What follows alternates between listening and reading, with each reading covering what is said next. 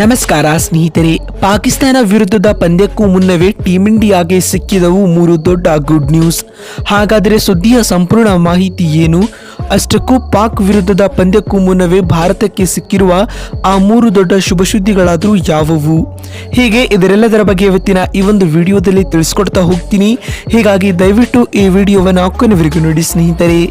ಆದರೆ ಅದಕ್ಕಿಂತಲೂ ಮುನ್ನ ನೀವು ಕೂಡ ಟೀಂ ಇಂಡಿಯಾದ ಅಭಿಮಾನಿಗಳಾಗಿ ಈ ವಿಡಿಯೋವನ್ನು ನೋಡುತ್ತಿದ್ದರೆ ತಪ್ಪದೆ ಈ ಕೂಡಲೇ ಈ ವಿಡಿಯೋಗೊಂದು ಲೈಕ್ ಮಾಡಿ.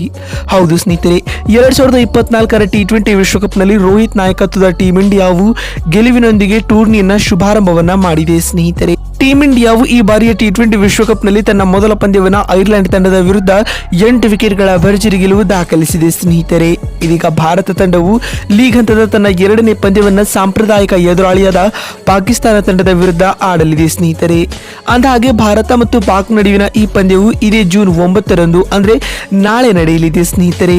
ಭಾರತ ಹಾಗೂ ಪಾಕಿಸ್ತಾನ ನಡುವಿನ T20 ವಿಶ್ವಕಪ್ನ ಈ ಪಂದ್ಯವು ಅಮೆರಿಕದ ನ್ಯೂಯಾರ್ಕ್ ಅಂತಾರಾಷ್ಟ್ರೀಯ ಮೈದಾನದಲ್ಲಿ ನಡೆಯಲಿದೆ. ಆದರೆ ಇದೀಗ ಇದರೆಲ್ಲದರ ನಡುವೆಯೂ ಪಾಕ್ ವಿರುದ್ಧದ ಪಂದ್ಯಕ್ಕೂ ಮುನ್ನವೇ ಭಾರತ ತಂಡಕ್ಕೆ 3 ದೊಡ್ಡ ಗುಡ್ ನ್ಯೂಸ್ಗಳು ಸಿಕ್ಕಿವೆ. ಮೊದಲನೇ ಒಳ್ಳೆ ಸುದ್ದಿ ಬಂದ್ಬಿಟ್ಟು ಅದು ರೋಹಿತ್ ಶರ್ಮರವರ ವಿಚಾರವಾಗಿ.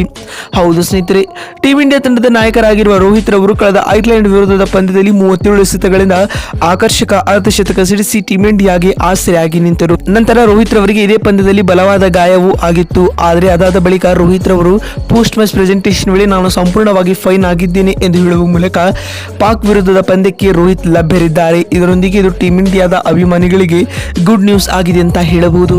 ಇನ್ನು ಎರಡನೇ ಒಳ್ಳೆ ಸುದ್ದಿ ಬಂದ್ಬಿಟ್ಟು ಅದು ಹಾರ್ದಿಕ್ ಪಾಂಡ್ಯರವರ ಫಾರ್ಮ್ ವಿಚಾರವಾಗಿ.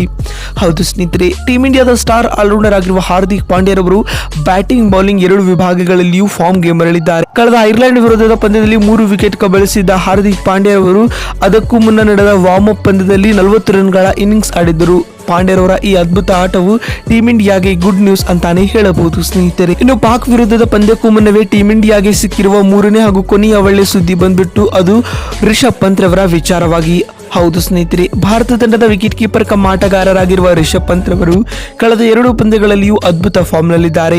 ಅದರಲ್ಲಿ ಮಿಡಲ್ ಆರ್ಡರ್ ನಲ್ಲಿ ಬಂದು ತಂಡಕ್ಕೆ ಆಸರೆಯಾಗಿದ್ದಾರೆ ರಿಷಬ್ ಪಂತ್ ರವರ ಈ ಆಟವು ಟೀಂ ಇಂಡಿಯಾದ ಅಭಿಮಾನಿಗಳ ಮುಖದಲ್ಲಿ ಸಂತಸವನ್ನ ತರುತ್ತಿದೆ ಸ್ನೇಹಿತರೆ. ಇದರೊಂದಿಗೆ ಇದು ಟೀಂ ಇಂಡಿಯಾದ ಅಭಿಮಾನಿಗಳಿಗೆ ಗುಡ್ ನ್ಯೂಸ್ ಆಗಿದೆ ಅಂತ ಹೇಳಬಹುದು. ನೋಡಿದ್ರಲ್ಲ ಬಂಧುಗಳೇ, ಪಾಕ್ ವಿರುದ್ಧದ ಪಂದ್ಯಕ್ಕೂ ಮುನ್ನವೇ ಭಾರತಕ್ಕೆ ಸಿಕ್ಕಿರುವ 3 ದೊಡ್ಡ ಗುಡ್ ನ್ಯೂಸ್ಗಳು ಯಾವುವು ಅಂತ ತಿಳಿಸಿಕೊಡುವ ನಮ್ಮ ಈ ಪ್ರಯತ್ನ ನಿಮಗೆ ಇಷ್ಟವಾಗಿದ್ದಲ್ಲಿ ತಪ್ಪದೆ ಈ ಕೂಡಲೇ ಈ ವಿಡಿಯೋಗೊಂದು ಲೈಕ್ ಮಾಡಿ. ವಿಡಿಯೋವನ್ನ ಇಲ್ಲಿವರೆಗೂ ನೋಡಿದ್ದಕ್ಕಾಗಿ ಧನ್ಯವಾದಗಳು. ಮತ್ತೊಂದು ವಿಡಿಯೋದಲ್ಲಿ ಸಿಗ್ತೀನಿ. ಅಲ್ಲಿವರೆಗೂ ನಮಸ್ಕಾರ.